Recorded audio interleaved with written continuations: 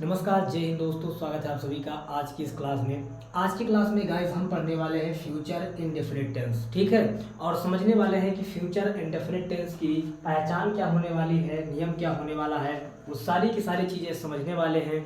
इससे पहले हमने प्रेजेंट और पास्ट टेंस पूरा पढ़ाकर कंप्लीटली वीडियो बना करके अपलोड कर दिया। उसकी प्लेलिस्ट बनी हुई है। यदि आप उसका वीडियो देखना चाहते हैं तो ग्रामर की प्लेलिस्ट बनी हुई है, आप उसे देख सकते हैं, पढ़ सकते हैं, समझ सकते हैं। आज की क्लास में हम समझने वाले हैं फ्यूचर इंडेफिनिट टेंस का नियम क्या होता है, पहचान क्या होता है, कैसे हम जानेंगे कि ये फ्यूचर इंडेफिनिट टेंस है और इसको करने का रूल क्या है, वो सारी चीजें हम समझने वाले हैं, ठीक है। तो सबसे पहले अगर बात कर लेते हैं हम पहचान की कि इस टेंस को हम देखकर पहचानेंगे कैसे कि ये फ्यूचर इंडेफिनिट टेंस ही है, इस बात को हम कैसे पहचानेंगे। तो आपने कहा कि इस काल के वाक्य के अंत में गा, गी, गे, ठीक है। आपने कहा इस काल के वाक्य के अंत में गा, गी, गे इस प्रकार के शब्द, इस प्रकार के वर्ड देखने को मिलेंगे। तो अगर आपको गा, गी, गे इस प्रकार के सेंटेंस देखने को मिलते हैं तब आप समझ जाएंगे कि यह फ्यूचर इंडेफिनिट टेंस होने वाला है, ठीक है। अब बात करते हैं अगर नियम की, अगर बात करते हैं नियम की कि इसको करने का नियम क्या है कि आई तथा बी के साथ, आई तथा बी के साथ सेल, आई तथा बी के साथ सेल और शेष सभी के साथ, शेष सभी के साथ बिल का प्रयोग करते हैं, से सभी के साथ बिल का प्रयोग करते हैं, ठीक है। इस बात को आपको समझ कर रखना है कि आई तथा बी के साथ सेल और से सभी कर्ताओं के साथ बिल का प्रयोग करते हैं, ठीक है। तो इस तरह से यह टेंस हमको करना है। पहचानने की बात हो तो कहेंगे गा, गी, गे अगर आ जाता है तो हम समझ जाएंगे कि ये प्रेजेंट और फ्यूचर इंडेफिनिट टेंस है। और अगर नियम की बात करते हैं तो कहेंगे कि नियम में आई तथा बी के साथ हेल्पिंग वर्ब सेल लगेगा, शेष सभी कर्ता के साथ हेल्पिंग वर्ब बिल का प्रयोग होगा। जैसे कि जैसे कि लिखा हो मैं कल दिल्ली जाऊंगा, मैं कल दिल्ली जाऊंगा, ठीक है। सेंटेंस है कि मैं कल दिल्ली जाऊंगा। अब अगर इसका आपको ट्रांसलेट करना है कि मैं कल दिल्ली जाऊंगा तो सबसे पहले यहाँ चेक करेंगे हमारा सब्जेक्ट क्या है। सब्जेक्ट हम देख पा रहे हैं, जो हमारा सब्जेक्ट है, करता है, वो क्या है, मैं है। तो मैं के साथ क्या लगाते हैं, आप कहेंगे आई लगाते हैं। आई के साथ नियम आपको बताया गया है, आई तथा बी के साथ आपको हेल्पिंग वर्ब क्या लगाना है, सेल, यानी आई के साथ क्या लगाएंगे, सेल लगाएंगे, ठीक है। आई सेल। अब इसमें क्रिया क्या हो रही है, वर्ब क्या है, तो कहेंगे जाना। तो आई सेल गो टू, कहाँ जाएंगे, तो कहेंगे दिल्ली, यानी कि दिल्ली। आई सेल गो टू दिल्ली। और कल जाने की बात हो रही है तो कल के लिए लिखते हैं टुमारो, ठीक है। कल के लिए क्या लिखते हैं, टुमारो, ठीक है। तो मैं कल दिल्ली जाऊंगा, I shall go to Delhi tomorrow, ये इसका सेंटेंस हो जाएगा, ठीक है। इसी तरह से एक और सेंटेंस लेते हैं कि मैं आज यह पुस्तक पढ़ूंगा, ठीक है। सेंटेंस है कि मैं आज यह पुस्तक पढ़ूंगा, मैं आज यह पुस्तक पढ़ूंगा, ठीक है। अगला सेंटेंस है कि मैं आज यह पुस्तक पढ़ूंगा। सेंटेंस बनाएंगे, आई लिखेंगे, ठीक है। आई के साथ क्या लगाना है, आपने कहा आई के साथ हेल्पिंग वर्ब हमको लगाना है सेल, यानी लिखेंगे आई सेल, ठीक है। अब इसमें वर्ब क्या है, तो कहेंगे पढ़ना, यानी कि रीड लिखेंगे। आई सेल रीड, मैं आज यह पुस्तक पढ़ूंगा, आई सेल रीड। अब देखिए यह पुस्तक आया है, यह पुस्तक के लिए क्या लिखेंगे, लिखेंगे दिस बुक, क्या लिखेंगे, this book, I shall read this book, और आज आया है तो आज के लिए क्या लिखना है, कहेंगे टुडे लिख देना है। ठीक है, आई shall read this book today, यानी मैं आज यह पुस्तक पढ़ूंगा। ठीक है, तो इस तरह से आपको सेंटेंस करने होंगे फ्यूचर इंडेफिनिट के। कुछ सेंटेंस लेते हैं जिसमें आपको बिल लगा हुआ मिलता है। जैसे लिखा है वह कल मधुर गीत गाएगी। ठीक है, लिखा है कि वह कल मधुर गीत गाएगी। ठीक है, मधुर गीत गाएगी। सेंटेंस है कि वह कल मधुर गीत गाएगी, वह कल मधुर गीत गाएगी। ठीक है, अब अगर इसका हम सेंटेंस बनाएंगे तो वह के लिए क्या होगा, तो कहेंगे वह के लिए ही होगा। ठीक है, नियम में कहा गया है कि आई तथा बी के साथ शैल लगाएंगे, इसके अलावा ही आवे, सी आवे, इट आवे, यू आवे, उन सब के साथ क्या लगाएंगे, कहेंगे बिल लगाएंगे। क्योंकि सिर्फ और सिर्फ आपको आई तथा बी के साथ ही शैल लगाना है, से सभी के साथ बिल लगाना है। तो लिखेंगे ही, और ही के साथ हेल्पिंग वर्ब लगाएंगे बिल। ठीक है, ही बिल। अब इसमें काम क्या हो रहा है, कहेंगे मधुर गीत क्या है, गाने का काम। ठीक है, ही विल, तो क्या काम हो रहा है, कहेंगे गाना, गाना के लिए सिंग होता है, ही विल सिंग। अब देखिए लिखा है मधुर गीत, मधुर गीत का मतलब a sweet song, a sweet song. He will sing a sweet song, यहाँ कल आया है, आने वाले कल की बात हो रही है, और आने वाले कल की बात होगी तो उसके लिए क्या लिखेंगे, कहेंगे टुमारो लिखेंगे। ठीक है, ही will Singh a sweet song tomorrow, यानी कि वह कल मधुर गीत गाएगी। ठीक है, तो इस तरह से आपको सेंटेंस बनाना है, इस बात को याद रखना है। सबसे पहले सब्जेक्ट को देखकर आपको चेक करना है कि हमारा जो टेंस है वो एक वचन में लिखा गया है या फिर जो है आई तथा बी में लिखा गया है या अन्य किसी में लिखा गया है। आई और बी के साथ अगर टेंस लिखा गया होगा तो शैल लगा देना, इसके अलावा अन्य किसी के साथ होगा तो बिल लगा देना। वर्ब की हमेशा फर्स्ट फॉर्म ही लगना है। ठीक है, अब अगर इसी में कुछ नेगेटिव आ जाए, नेगेटिव मतलब नकारात्मक, जिसमें नहीं लिखा हो, ठीक है, कुछ ऐसे सेंटेंस जिसमें नहीं लिखा हो, तब हम कैसे करेंगे। जैसे लिखा है वो यहाँ नहीं आएगा, या फिर लिखा हो कि तुम यहाँ, लिखा हो कि तुम यहाँ नहीं आओगे, नहीं आओगे। ठीक है, सेंटेंस लिखा हुआ है कि तुम यहाँ नहीं आओगे। अब अगर इसका हम ट्रांसलेट करें तो तुम के लिए क्या लिखेंगे, तो कहेंगे सबसे पहले तो आपको यू लिखना है। अब नियम कहता है कि आई और बी आए तो शैल लगाइए, इसके अलावा कोई भी आए तो उसके साथ बिल लगाइए। ठीक है, तो यहाँ पर बिल लगाना है, इसका मतलब यू के साथ क्या लगाएंगे, कहेंगे बिल लगाएंगे। ठीक है, क्या लगाएंगे, बिल लगाएंगे, तो हो जाएगा यू बिल। ठीक है, तुम यहाँ नहीं आओगे, यानी यू बिल। अब नहीं आया है तो नॉट लगाएंगे, यू बिल नॉट आना, आना के लिए क्या होता है, कहेंगे कम होता है, यू विल नॉट कम। और यहाँ के लिए क्या होता है, कहेंगे हेयर होता है, you will not come here, यानी तुम यहाँ नहीं आओगे, तुम यहाँ नहीं आओगे, you will not come here.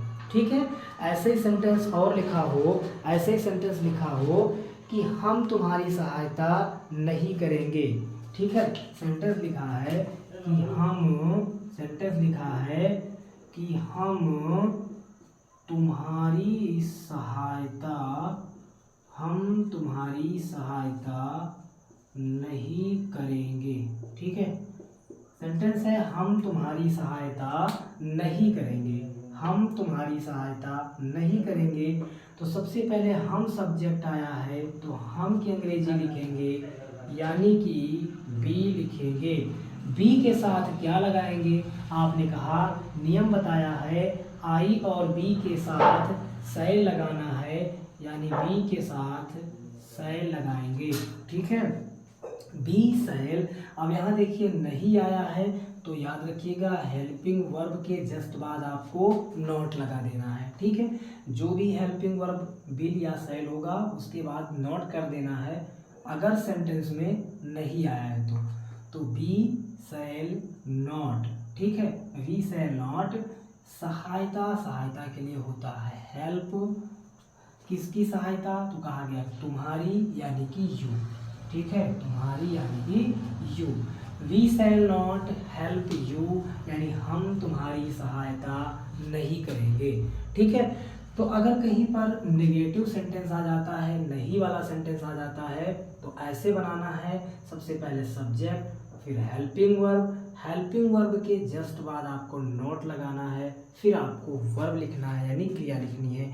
एक आप और बनाते हैं, जैसे लिखा है वो वहाँ कभी नहीं जाएगा, ठीक है। जैसे लिखा है, यह लिखा है कि वह आम, या वह की जगह मान लीजिए राम लिखा है, ठीक है। राम आम कभी नहीं खाएगा, कभी नहीं खाएगा, ठीक है। सेंटेंस है कि राम आम कभी नहीं खाएगा। अब आप सबसे पहले सब्जेक्ट की अंग्रेजी लिखेंगे। सब्जेक्ट हमारा यहाँ पर राम है तो सबसे पहले राम की अंग्रेजी लिखेंगे, ठीक है। राम के साथ क्या लगाना है? बिल लगाना है या सेल लगाना है? आप कहेंगे सेल तो केवल दो ही के साथ लग सकता है, चाहे आई या बी, इसके अलावा किसी के साथ सेल लग नहीं सकता, उसके अलावा सबके साथ बिल लगता है। तो राम के साथ क्या लगेगा? आपने कहा राम के साथ तो बिल्कुल बिल लगने वाला है, ठीक है। लेकिन एक बात आप देखिएगा, यहाँ पर लिखा है राम आम कभी नहीं खाएगा, ठीक है। राम आम कभी नहीं खाएगा, ठीक है। इस बात को देखिएगा ध्यान से। तो राम आम कभी नहीं खाएगा, यहाँ कभी नहीं आया है। कभी नहीं के लिए आप जानते हैं एक वर्ड होता है जिसे कहते हैं नेवर, ठीक है। राम विल नेवर ईट, खाना के लिए क्या होता है? ईट। और आम के लिए क्या लिखेंगे? तो कहेंगे आम के लिए जी मैंगो लिखने वाले हैं, यानी कि Ram will never eat mango. Ram आम कभी नहीं खाएगा, Ram will never eat mango. तो मुझे उम्मीद है कि आप अच्छी तरीके से असर्टिव सेंटेंस और नेगेटिव सेंटेंस दोनों समझ पाए होंगे। यदि दोनों आप समझ पाए तो इसके बाद हम समझने की कोशिश करते हैं इंट्रोगेटिव सेंटेंस को, ठीक है। ये आपका अफर्मेटिव सेंटेंस था। अब मान लीजिए यही लिखा होता मैं कल दिल्ली नहीं जाऊंगा, तो आप क्या कहते? तो आप कहते कि मैं कल दिल्ली नहीं जाऊंगा, यानी आई शैल, और शैल के तुरंत बाद आप क्या लगा देते यहाँ? तो नॉट लगा देते। I shall not go to Delhi tomorrow बन जाता नेगेटिव। यहाँ लिखा होता मैं आज यह पुस्तक नहीं पढ़ूंगा, तो आई शैल, और यहाँ लिख देते not, I shall not read this book today. यहाँ लिखा होता वह कल मधुर गीत गाएगी, यहाँ लिखा होता नहीं गाएगी। अगर लिखा होता वह कल मधुर गीत नहीं गाएगी तो कहते कि he will not sing a sweet song tomorrow, वह कल मधुर गीत नहीं गाएगी। यानी इस बात को याद रखना है कि हमेशा आई तथा बी के साथ शैल लगाना है। शेष जितने भी कर्ता हैं, यू है, बी है, दे है या किसी का नाम है, सब के साथ बिल लगाना है। वर्ब की हमेशा फर्स्ट फॉर्म लगेगी, ठीक है। और अगर नहीं आ रहा है तो हेल्पिंग वर्ब के जस्ट बाद आपको नॉट लगा देना है। तो ये था आपका असर्टिव और नेगेटिव सेंटेंस। अब हम समझते हैं कि अगर यही सेंटेंस आपको इंट्रोगेटिव में दिए जाएं तो इंट्रोगेटिव आप कैसे बनाएंगे? तो इंट्रोगेटिव आप अच्छी तरह से जानते हैं कि इंट्रोगेटिव सेंटेंस दो प्रकार का होता है। दो प्रकार का कैसे? एक तो वो जिसमें प्रश्नवाचक शब्द प्रारंभ में आता है, एक वो जिसमें प्रश्नवाचक शब्द बीच में आता है। यानी कि इंट्रोगेटिव सेंटेंस दो तरीके से बनता है। अब इंट्रोगेटिव का नियम हमने बहुत बार बता रखा है कि फर्स्ट नियम इसका ये है कि यदि प्रश्नवाचक शब्द बीच में आए, है ना। हमने इससे पहले जितने टेंस पढ़ाए उसमें नियम बताया है कि यदि प्रश्नवाचक शब्द बीच में आए तो उसकी अंग्रेजी पहले लिखते हैं, तो उसकी अंग्रेजी पहले लिखते हैं, है ना, उसकी अंग्रेजी पहले लिखते हैं। ध्यान से समझिएगा कि यदि प्रश्नवाचक शब्द बीच में आए तो उसकी अंग्रेजी पहले लिखते हैं, और यदि प्रश्नवाचक शब्द प्रारंभ में आए तो उसकी अंग्रेजी कहीं नहीं लिखते हैं। इतनी सी बात याद रखना है। यदि प्रश्नवाचक शब्द बीच में आए तो उसकी अंग्रेजी सबसे पहले लाकर लिख देना है। यदि प्रश्नवाचक शब्द सबसे पहले ही लिखा हो तो उसकी अंग्रेजी पूरे टेंस में कहीं नहीं लिखना है, तो उसके स्थान पर क्या लिखना है, तो उसके स्थान पर सहायक क्रिया लिखना है। इस बात को भी हम बताने वाले हैं, ठीक है। जैसे लिखा है, क्या राम क्रिकेट खेलेगा। सेंटेंस लिखा हुआ है कि क्या राम क्रिकेट खेलेगा, ठीक है, क्या राम क्रिकेट खेलेगा, ऐसा सेंटेंस लिखा हुआ है, क्या राम क्रिकेट खेलेगा। अब सबसे पहले चेक करेंगे प्रश्नवाचक शब्द बीच में आ रहा कि प्रारंभ में आ रहा। आपने कहा सेंटेंस लिखा है क्या राम क्रिकेट खेलेगा, क्या शब्द तो हम देख पा रहे हैं यहाँ प्रारंभ में लिखा हुआ है, क्या शब्द कहाँ प्रारंभ में लिखा है ना। और हमने कहा यदि प्रश्नवाचक शब्द बीच में आए तो उसकी अंग्रेजी पहले लिखना है, और यदि प्रश्नवाचक शब्द प्रारंभ में आए तो उसकी अंग्रेजी पूरे टेंस में कहीं नहीं लिखना है। इस बात को याद रखिएगा। उसकी अंग्रेजी नहीं लिखना है, उसकी जगह पर क्या लिखना है, उसके जगह पर सहायक क्रिया लिखना है। सहायक क्रिया हमेशा सब्जेक्ट के अनुसार लगती है।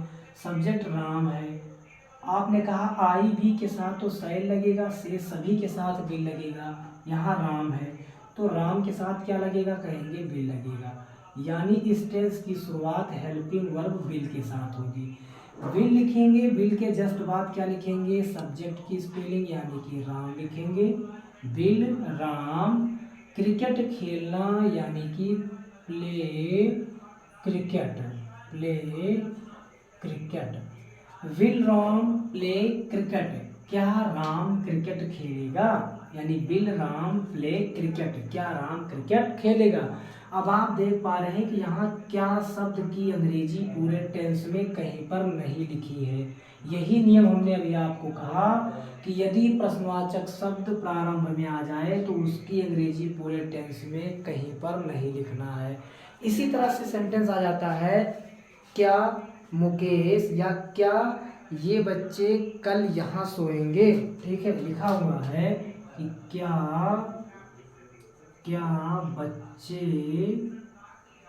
बच्चे यहाँ सोएंगे, ठीक है, क्या बच्चे यहाँ सोएंगे।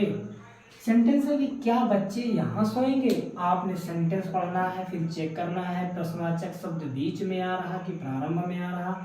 आपने पढ़ा तो कहा प्रश्नवाचक शब्द तो प्रारंभ में ही आ रहा है, क्या शब्द तो प्रारंभ में लिखा है, और प्रारंभ में लिखा हुआ अगर क्या, क्यों, कब, कहाँ, कैसे यदि प्रारंभ में लिखा मिल जाए तो उसकी अंग्रेजी नहीं लिखना है, ठीक है। यानी क्या की अंग्रेजी नहीं लिखना है। यहाँ लिखा हुआ है बच्चे, तो बच्चे हैं तो इसके लिए भी बिल लगाना है। सैल लगा नहीं सकते क्योंकि सैल केवल इन्हीं दो के साथ लगता है, तो बिल लिखेंगे। अब बच्चे आया है, सब्जेक्ट हमारा बच्चे है यानी कि चिल्ड्रन लिखेंगे, ठीक है, बिल चिल्ड्रन, ठीक है। अब यहाँ क्रिया क्या है, वर्ब क्या है, कह रहे हैं सोना। सोना के लिए आप जानते हैं स्लीप होता है, और यहाँ आया है यानी यहाँ सोएंगे तो यहाँ के लिए जानते हैं हेयर होता है, ठीक है। विल चिल्ड्रन स्लीप हेयर, यानी क्या बच्चे यहाँ सोएंगे, विल चिल्ड्रन स्लीप हेयर, ठीक है। अब इसी तरह से यदि प्रश्नवाचक शब्द बीच में आए तो उसकी अंग्रेजी पहले लिखते हैं। ऐसा टेंस आए तो क्या करेंगे, तो जैसे लिखा है वह आज क्या खाएगा, ठीक है। सेंटेंस लिखा हुआ है कि वह आज क्या खाएगा, ठीक है, इस तरह से सेंटेंस लिखा हुआ है, इंट्रोगेटिव का चिन्ह बना हुआ है। लिखा है कि वह आज क्या खाएगा। सेंटेंस आपने पढ़ा, आपने कहा प्रश्नवाचक शब्द यहाँ बीच में लिखा हुआ है ना। प्रश्नवाचक शब्द यहाँ बीच में लिखा हुआ है और कहा गया कि यदि प्रश्नवाचक शब्द बीच में आ जाए तो उसकी अंग्रेजी पहले लिखते हैं। तो बीच में आ रहा है तो इसकी अंग्रेजी सबसे पहले लाकर लिखेंगे, यानी सबसे पहले क्या की अंग्रेजी लिखेंगे, वाट। ठीक है, सबसे पहले क्या की अंग्रेजी लिखेंगे, वाट। उसके जस्ट बाद आपको चेक करना है सब्जेक्ट, सब्जेक्ट के अनुसार हेल्पिंग वर्ब रखना है। सब्जेक्ट हमारा है वह, और आप जानते हैं आई बी के अलावा अन्य अतिरिक्त किसी के साथ शय लग नहीं सकता, यानी यहाँ पर बिल लगेगा, वॉट बिल। ठीक है, वॉट बिल। अब यहाँ क्रिया क्या है, खाना, तो खाना के लिए ईट होता है, वॉट बिल ईट। और एक काम यही करना है कि यहाँ सब्जेक्ट हमारा वह है तो यहाँ लिख देना है व्हाट विल ही ईट, है ना, व्हाट विल ही ईट। आज के लिए क्या लिखेंगे, कहेंगे टुडे लिख देंगे, टुडे। ठीक है, what will he eat today, यानी वह आज क्या खाएगा, वह आज क्या खाएगा, what will he eat today. ठीक है, इसी तरह से अगर और सेंटेंस हम लेना चाहें तो और सेंटेंस हमने लिया कि सेंटेंस हमने ले लिया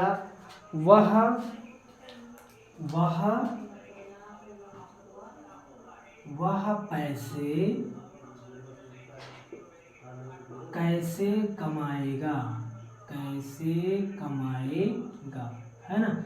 वह पैसे कैसे कमाएगा, किस प्रकार से पैसे कमाएगा। प्रश्नवाचक शब्द कहाँ आया, आपने कहा प्रश्नवाचक शब्द यहाँ बीच में लिखा हुआ दिख रहा है कैसे, तो इसकी अंग्रेजी सबसे पहले लिखना है, कैसे की अंग्रेजी लिखना है यानी कि हाउ। क्योंकि आपने कहा था यदि प्रश्नवाचक शब्द बीच में आए तो उसकी अंग्रेजी पहले लिख देना, इसलिए हमने कैसे की अंग्रेजी पहले लिख दिया। वह आया है, सब्जेक्ट वह है, वह के साथ क्या लगेगा, कहेंगे बिल लगेगा, हाउ बिल। अब वह की अंग्रेजी यानी सब्जेक्ट ही, हाउ बिल ही कैसे कमाएगा, कमाना के लिए जानते हैं अर्न होता है, और पैसे के लिए क्या होता है, मनी होता है। How will he earn money, how will he earn money, वह पैसे कैसे कमाएगा। ठीक है, तो आप समझ पाए होंगे कि इंट्रोगेटिव सेंटेंस दो प्रकार के होते हैं, एक वो जिसमें प्रश्नवाचक शब्द प्रारंभ में आएगा, एक वो जिसमें प्रश्नवाचक शब्द बीच में आएगा। यदि प्रश्नवाचक शब्द प्रारंभ में आ रहा है तो उसकी अंग्रेजी पूरे टेंस में कहीं नहीं लिखना है, यदि प्रश्नवाचक शब्द बीच में आ रहा है तो उसकी अंग्रेजी सबसे पहले लिखना है। ठीक है, अब मान लीजिए कोई सेंटेंस इंट्रोगेटिव नेगेटिव मिक्स आ गया, मान लीजिए लिखा हुआ है कि मोहन आम कैसे, या लिखा हो क्यों नहीं तोड़ेगा, मोहन आम क्यों नहीं तोड़ेगा। ठीक है, सेंटेंस लिखा है कि मोहन आम क्यों नहीं तोड़ेगा। यहाँ पर आपको इंट्रोगेटिव भी दिख रहा है, निगेटिव भी दिख रहा है, इंट्रोगेटिव निगेटिव मिक्स है, सिंपल तरीके से करना है। सबसे पहले प्रश्नवाचक शब्द की अंग्रेजी लिखना है, क्योंकि प्रश्नसूचक शब्द कहाँ आ रहा, कहेंगे बीच में आ रहा, और बीच में आ रहा तो उसकी अंग्रेजी सबसे पहले लिखना है, यानी क्यों की अंग्रेजी सबसे पहले लिखना है व्हाई। ठीक है, अब आप सब्जेक्ट यहाँ चेक करें तो कह रहे हैं मोहन है, मोहन के साथ क्या लगाना है, कहेंगे बिल लगाना है।